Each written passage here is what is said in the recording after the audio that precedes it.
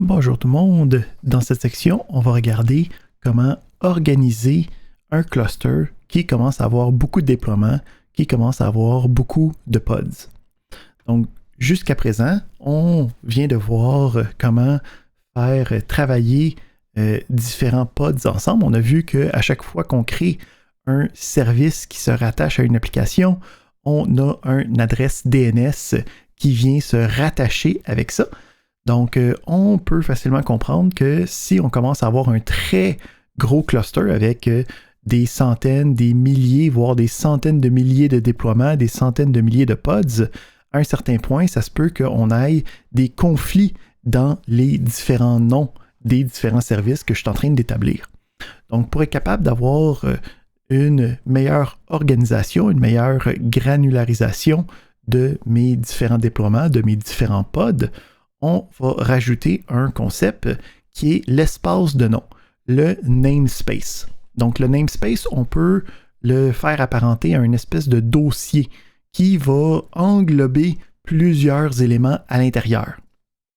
Donc, le but des namespaces, c'est vraiment d'être capable de diviser les ressources dans des compartiments qui sont nommés, puis qu'on va pouvoir plus facilement être capable de les gérer à l'intérieur de ceux-ci. Entre différents namespaces, il n'y aura pas de conflit si j'utilise un nom de déploiement ou un nom de pod ou un nom de service d'un bord, puis que dans un deuxième namespace, dans un dossier différent, j'utilise le même nom de service que dans mon premier dossier. Donc, ce qu'on veut faire habituellement, c'est qu'on peut avoir des namespaces par équipe, par section de projet. Donc, on peut avoir autant de namespaces, ça ne coûte rien d'avoir un paquet de namespace. En plus de ça, le DNS ajoute automatiquement le nom du namespace pour être capable d'avoir une communication entre différents namespaces. Donc, on avait vu que par défaut, on était à l'intérieur d'un seul namespace au début, qui est un namespace qui s'appelle Default, D-E-F-A-U-L-T. Puis, quand on crée plusieurs services, ben, ils vont tous apparaître à l'intérieur de ce namespace-là. Fait que si je commence à disséquer mes différents déploiements dans des namespaces différents pour être capable de communiquer entre eux, ce que je peux faire, c'est avoir le nom du service, point, le nom du namespace que je vais avoir créé. Donc, on va être capable de garder les mêmes adresses pour les namespaces communs, où c'est que tu fais juste mettre le nom du service. Mais si tu as besoin de traverser d'un namespace à l'autre, tu vas pouvoir utiliser le nom du service, point, le nom du namespace où tu veux aller. Donc, pour être capable de travailler avec ça, premièrement, on va se déployer donc, plus loin, là, si vous voulez le faire en même temps, plus loin, il y a un petit déploiement qu'on va faire plus tard pour s'aider avec les labels, mais on va le déployer tout de suite pour être capable de voir le principe des namespaces. OK, donc on peut regarder, donc en ce moment, si je fais un kubectl getPods normal, je peux voir que j'ai l'image, OK, ben, le container, le pod du container avec l'image de HashGenerator qu'on a déployé ici. Donc, si on le fait travailler un petit peu, donc on peut voir qu'il est disponible. Si on veut, par exemple, on peut faire valoir un namespace différent. Donc, on a ici le kubectl getPods avec le -n kubesystem. Puis, celui-là va me montrer les pods qui sont dans le namespace kubesystem. Donc, quand on travaille avec Kubernetes, par défaut, on va avoir différents namespaces qui existent.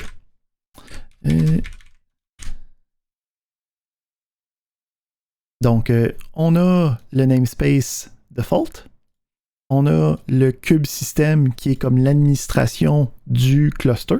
Donc, on peut voir ici qu'on a le service de DNS, des services de métrique, OK? Donc, le load balancer qui existe. Donc, tous ces éléments-là sont gérés à l'intérieur de d'autres conteneurs, d'autres pods, mais que nous, on n'a pas accès directement parce que c'est dans le namespace Cube System. On veut habituellement jamais aller toucher ça hein, parce que c'est des choses qui sont toutes automatisées. Nous, on travaille dans le namespace Default. Puis, il existe aussi parfois d'autres namespaces qui ne sont soit utilisés par d'autres systèmes ou peu utilisés comme Cube Public qui est dans la spec, mais qui n'a pas encore d'application spécifique. Donc, on peut aller tout chercher d'un coup hein, si on fait get all namespaces.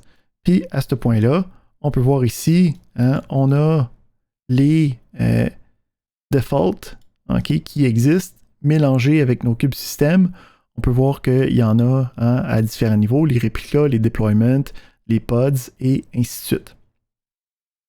Donc, on est capable d'aller chercher tous ces éléments-là avec les différents namespaces. Donc, on peut voir que nous, quand on travaille, quand on n'a rien fait de spécial, c'est dans le namespace default. Donc, quand on travaille avec ça, on peut se créer des nouveaux namespaces. Donc, pour se créer un nouveau namespace, on peut utiliser la commande kubectl create namespace. Puis là, on y donne un nouveau namespace. Puis, à partir de là, quand je vais vouloir l'utiliser, ben, quand dans mon metadata, hein, je donne un nom, je peux utiliser le namespace en plus du nom. Donc ici, si je voudrais que celui-là soit dans un autre namespace que j'ai créé, je pourrais dire namespace, ok, puis quelque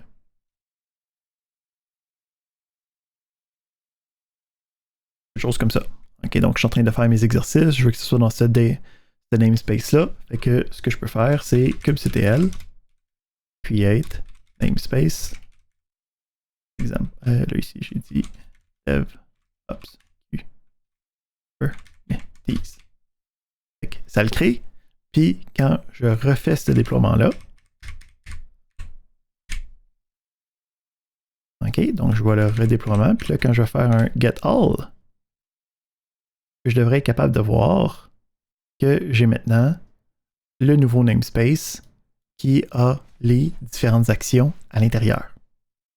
Donc, on est capable de avoir des espaces de nom, des namespaces, qui vont être capables de travailler avec des éléments spéciaux, qui vont être capables de regrouper des éléments.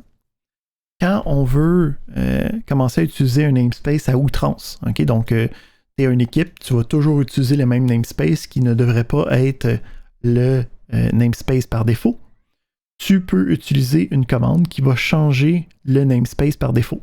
Donc, tu peux avoir le kubectl config set context current -- namespace égale, puis là, tu peux rentrer le nom, okay, qui serait autre chose que default. Ici, si vous voulez en savoir plus, vous pouvez écouter le petit vidéo qui est disponible. En passant, n'oubliez pas quand vous écoutez une vidéo sur YouTube, si vous avez de la misère avec l'anglais parlé, vous pouvez mettre une traduction sous-titrée en français. Donc, quand tu écoutes la vidéo, tu peux aller dans les settings, okay, et dans les sous-titres, tu peux aller chercher les sous-titres qui sont auto-générés. On va les mettre ici. Puis, je veux changer l'autotranslation. Et une fois qu'on a l'autotranslation, on peut aller sélectionner notre langage préféré. Puis, on peut voir ici que ça va maintenant être joué avec les sous-titres en français. Bon, évidemment, le texte va rester en anglais, là, mais on peut quand même suivre la vidéo au besoin. Fait que ça couvre notre première partie sur les namespaces.